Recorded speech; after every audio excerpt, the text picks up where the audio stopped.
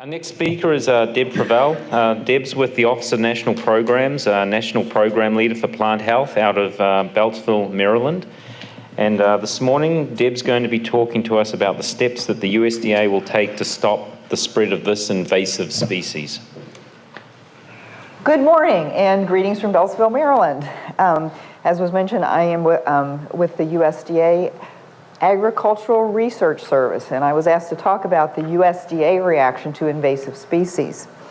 I'm going to start with my specific part of USDA, which is the ARS, what our reaction would be by giving you one example, and then go on to the larger response of USDA as a whole and the federal government.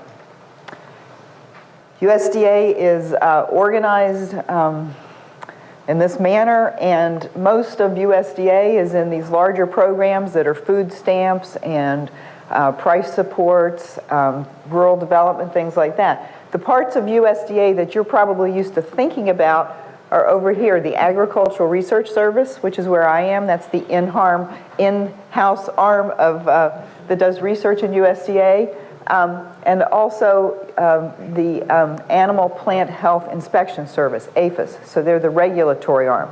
They do quarantine and so forth. We have now, the ARS has about 90 locations across the United States. We did have 100. We lost 10 last year. As you know, the federal government has been shrinking. But in these 10 locations, we do have expertise in a wide variety of areas that can come to bear on invasive species. In addition to these locations, we have 4 overseas locations, and these are focused on biological control for insects and weeds. So we can go to the site where the pathogen or pest is native or the weed is native, and we can look for things that can be used as biocontrol agents. We can study the efficacy, the specificity, and things like that. So this is another very important resource that comes to bear. The normal process for how we set priorities in ARS, and I'm going to talk about setting priorities because everybody always asks that question, how do we decide what to work on? We're in a 5-year planning cycle, and even though it's a cycle, we do kind of think of it as having a beginning, and that point is where we get input. We take input from anybody at any time during the cycle, but before we write the next 5-year plan, we very, very actively seek input from anyone and everyone who has an interest in this. So large grower groups especially take a big interest in this. We invite people to come talk to us and tell us what their concerns are, what are their priorities. Then we write an overall action plan for our research, so all the research is coordinated, and the scientists, either individually or in small groups, will write 5-year plans for what they expect to accomplish within the next 5 years. Near the end of that, we look back, we write a report on what we have done in the last 5 years. An outside panel reviews it and says, did we do what we said we were going to do, and how well did we do it? And we get a grade. And the whole thing starts again. So that's the normal process. But as we know, in biology, things happen. And that's what you've got going on here. This is something that when they wrote the 5-year plan, nobody saw it. And so how do we deal with that? Well, in the plant diseases, we actually have a special lab in Fort Detrick, Maryland. And it's in Fort Detrick because we have a higher level of containment there than we do anywhere else in ARS, and we can work on some of these things that we think of as being new and hot, or sometimes we even bring in exotics and work with them in containment there, and try to understand what we're working with, because that's part of the problem too, is when something first becomes a problem, often we don't know how much to worry about it. Is this something that we should, pull out all stops and get everybody going on it and solve this right away, or do we have a little more time? And so sometimes we need to get just some basic information on the biology very quickly. Other invasives, we see them out there, and we know that sooner or later they're going to get to the U.S., and so we try to be proactive and get the information before they come here and start taking appropriate steps. So even though we try to stick to our 5-year plan, we also like to have some elbow room to deal with whatever comes up. So how do we find out about these emerging pathogens?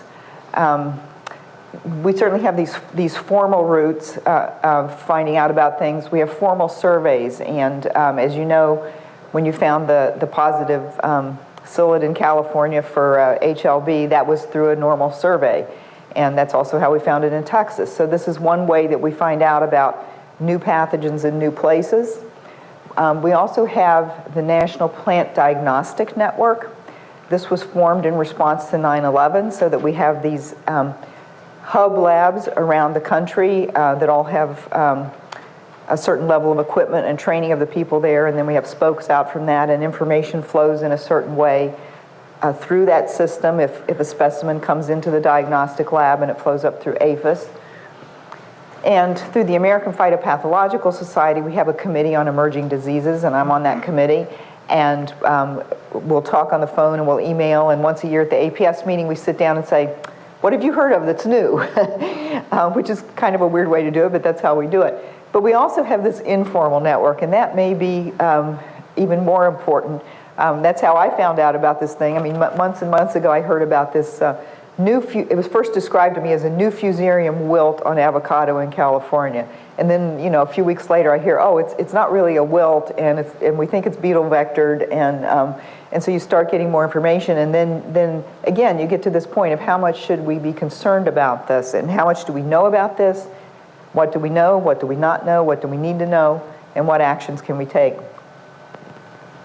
So I'm just going to give you an example of one response of ARS. This is not the whole USDA, this is just ARS, to a problem that came up. And the example that I'm going to use is laurel wilt. Now, when we first heard about laurel wilt, you know, we heard about it on bay laurel, and I think everyone in plant pathology watched with alarm as this disease just started taking out these huge areas of bay laurel. But as long as it was on bay laurel and it was in the forest, it was not ARS's problem, it was the Forest Service's problem. But when it was found on avocado, then ARS got involved. Because that is a food crop, and so that comes under the purview of the Agricultural Research Service. What were our reactions? Well, one was we have 8 germplasm centers around the country. One of them is in Miami, Florida. The one in Miami, Florida has about, I think it's 6,000 accessions of various tropical and subtropical crops, and including avocado germplasm. So we can see this disease slowly moving down. It's in Florida and it's starting to come down, and we see Miami down here. And so the first thing we want to do is rescue that germplasm. 3 minutes. Oh, okay, 3 minutes. I better get on here. But anyway, so we have accessions. We move those to Fort Detrick in quarantine, and they're now starting to move on to Hawaii. Secondly, we try to look at ways to control the vector. I'm not going to cover this because Randy and others covered this yesterday. This is all done in collaboration with the University of Florida, and it was looking at lures for trapping and trying to develop a monitoring program. And we've started to screen our accessions, our germplasm, and also to look at crosses. We also were able to use some of our funds with matching funds from the University of Florida to support a PhD student, and this guy or gal has their work cut out for them. Their big plans for what that PhD student will do. Okay, just looking up, when you say what does the USDA do, what does the federal government do about invasive species? Because from the federal standpoint, you have not only the agricultural problems, but you've got giant pythons, you've got zebra mussels, you've got bed bugs, you've got all kinds of things. And so this is the organization for that, the National Invasive Species Council, and they do have a website if you want to go on there and find out more about it. The main departments involved, agriculture is certainly one of them. And this is the mission for the National Invasive Species Council. And the activities that we have that coordinate with that are through the coordinating committee. And there are 3 subcommittees here, and the one I'm involved in here is the Invasive Terrestrial Animals and Pathogens, ITAP.